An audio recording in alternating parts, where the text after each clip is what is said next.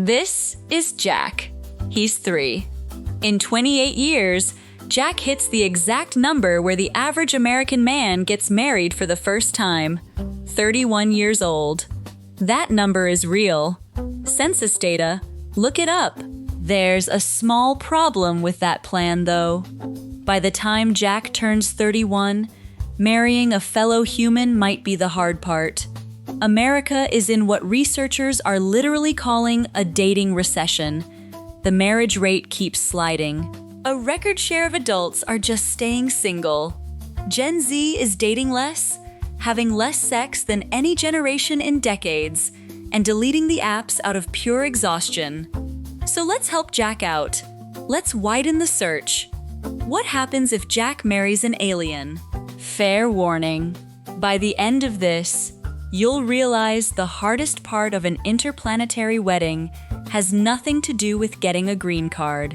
It's something much smaller. Small enough that you can't even see it. Here's the thing that makes this less silly than it sounds. Congress keeps holding hearings about aliens. For real.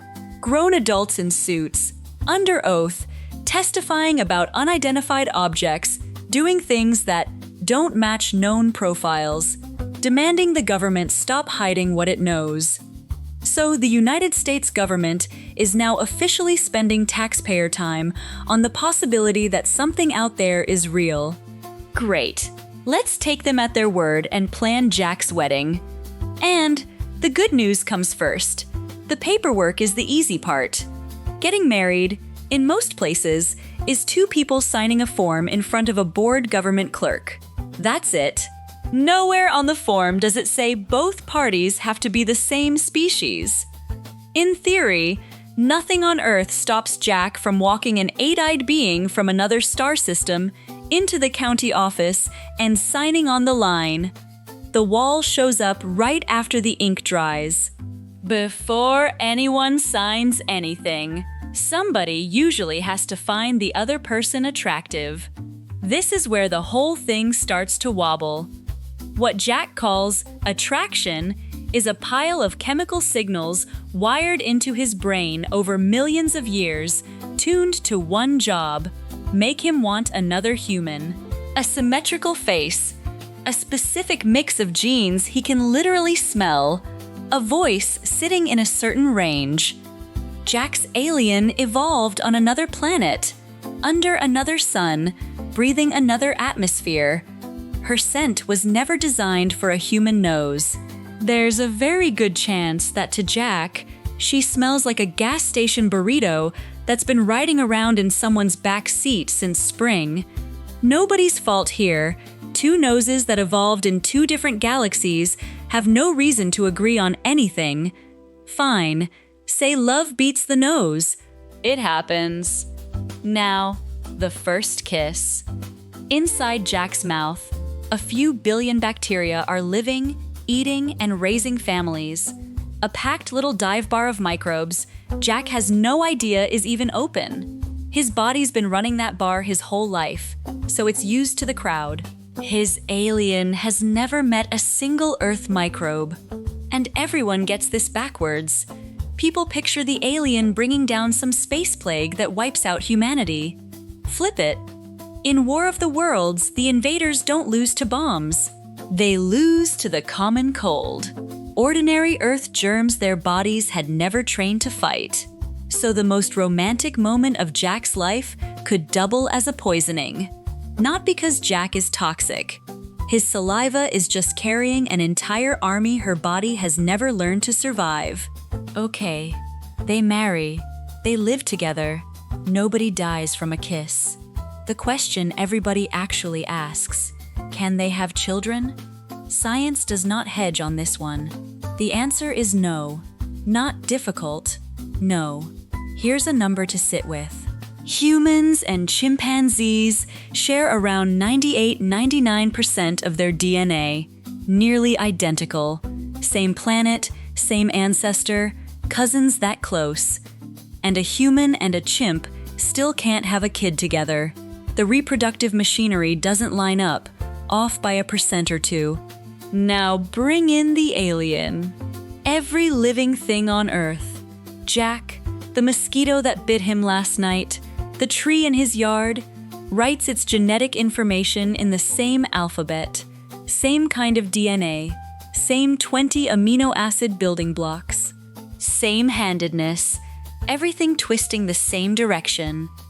Jack's alien evolved completely separately, billions of years ago, on a world that has nothing to do with ours. The odds she happens to run the same genetic code as Jack round down to zero. Flat zero. Getting those two to make a baby together is like shoving a Blu-ray disc into a toaster and waiting for a movie to start. The two things don't speak the same language. They're barely the same category of object. And I'm being generous assuming she's made of meat, like Jack. Life on Earth picked carbon for its frame and water for its plumbing. That was this planet's call, not a law of the universe. Life somewhere else could run on silicon instead of carbon, could swim in liquid ammonia instead of water, could find the cozy temperature of Jack's living room hot enough to kill. So, hugging his wife might mean a hazmat suit. And for her to sit near Jack without melting, she might need her own tank. Wedding night. Two people, separate breathing gear, waving at each other through a pane of heat-resistant glass. Very romantic. Here's the piece I actually wanted to get to. It doesn't feel good. This whole time I've been treating love like it's some free-floating force that can leap across galaxies if it wants to badly enough. Look closer at what that feeling is doing. The racing heart when Jack likes someone is a batch of chemicals evolution installed for one reason: get Jack to reproduce with another human so his genes ride into the next generation. At the rawest level, love is a very effective sales pitch designed to keep Earthlings pairing off with Earthlings. Which means even if Jack meets the most perfect being in the universe, that pitch might never fire.